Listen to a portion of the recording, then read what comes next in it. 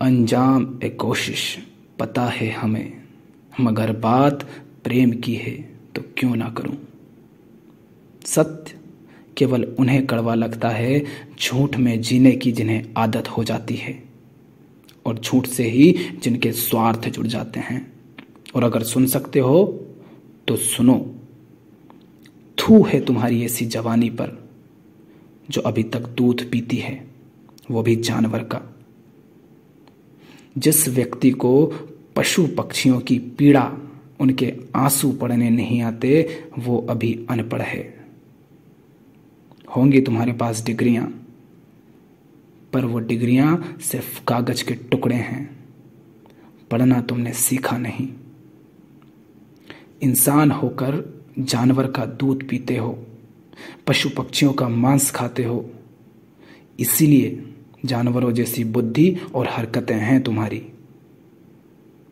इंसान होकर जानवर का दूध पीते हो तो बुद्धि कैसे बढ़ेगी?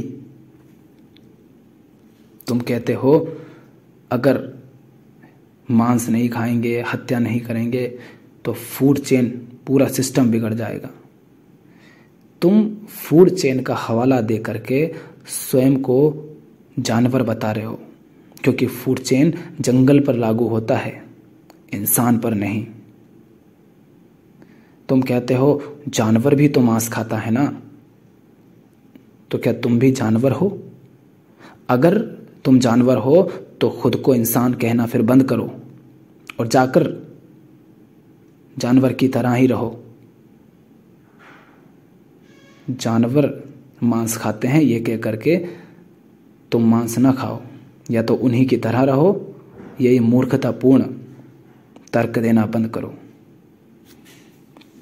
ऊपर ऊपर चाहे कितना ही कुछ बदल जाए, चाहे पूरी दुनिया बदल जाए, नक्शे बदल जाए, सरकारें बदल जाएं, दिन महीने और साल बदल जाएं, घर परिवार और नौकरी बदल जाए, इन सब बाहरी बदलावों का कोई महत्व नहीं अगर तुम्हारी जिंदगी ना बदले, अगर तुम्हारा आंतरिक रूपांतरण ना हो। जब तक तुम प्रेम नहीं जानोगे तब तक तुम्हारी जिंदगी नर्क ही बनी रहेगी। तुम्हें प्रेम सीखना होगा, और प्रेम की पहचान है कि कोई भी जीव तुम्हारे उपयोग की वस्तु नहीं रहेगा, बल्कि तुम्हारा दोस्त हो जाएगा।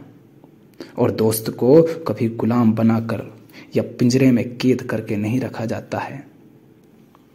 तुम एक बात बताओ, अपने स्वार्थ के लिए कोई तुम्हारा इस्तेमाल करे तो तुमको बहुत बुरा लगता है, फिर इन जानवरों को अपने स्वार्थ, अपने स्वाद और अपने शौक की पूर्ति का साधन तुम क्यों बनाते हो? सोचना इस पर।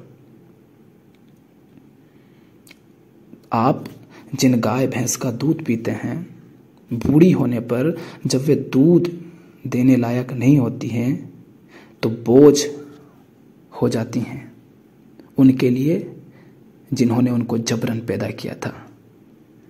अब या तो उन्हें भगा दिया जाता है या हत्या करके उनका मांस बेच दिया जाता है। वो बोझ हो गई थी तुम्हारे ऊपर। जब तुम्हारे बच्चे तुम्हारे साथ ऐसा दुर्व्यवहार करें तो शिकायत मत करना, क्योंकि तुमने भी अपने थोड़े से स्वाद के लिए, स्वार्थ के लिए और शौक के लिए किसी जीव के साथ यही किया है। देखो, तुम्हारा दूध लाल है, तुम्हारा बेल्ट, जूता और बैग और जैकेट किसी जीव की खाल है। तुम कहते हो कि फल और सब्जियों में भी तो जान होती है। अगर सचमुच तुम्हें फल सब्जियों की इतनी परवाह है तो जिस दिन तुम्हारे घर में आग लगे तो पहले जाकर फल सब्जियों को ही बचाना, अपने बीवी बच्चों को नहीं। अन्यथा ये मूर्खतापूर्ण तर्क देने बंद करो। और हमें मत बताओ कि 800 करोड़ लोग सुधरेंगे या नहीं। हमें भी पता है कि वो सुधरेंगे या नहीं, और सुधरेंगे तो कैसे। और मान भी लें कि 800 करोड़ नहीं सुधरेंगे तो इसका अर्थ यह तो नहीं कि 100 करोड़ को भी नहीं सुधारा जाए। तुम्हारे शरीर में रोज छोटी छोटी अनेक बीमारियां होती हैं, उन सब का इलाज हम नहीं कर पाते हैं, किंतु इसका अर्थ यह तो नहीं कि जो बड़ी बीमारी सामने दिख रही है उसका भी इलाज नहीं करें। और हम 800 करोड़ से नहीं तुमसे बात कर रहे हैं। 800 करोड़ सुधरेंगे या नहीं इसका हवाला देकर तुम खुद हिंसा करते रहना चाहते हो। जरा देखो अपने अंदर के इस राक्षस रूपी रावण को, जो हिंसा करने के लिए प्रेम को ठुकराया जा रहा है और राक्षसी बने रहने के लिए तर्क पे तर्क दिए जा रहा है। दूध पीते हो, छोटे बच्चे हो क्या? अब तो दूध पीना छोड़ दे मेरे मुन्ना, बड़ा हो गया तू।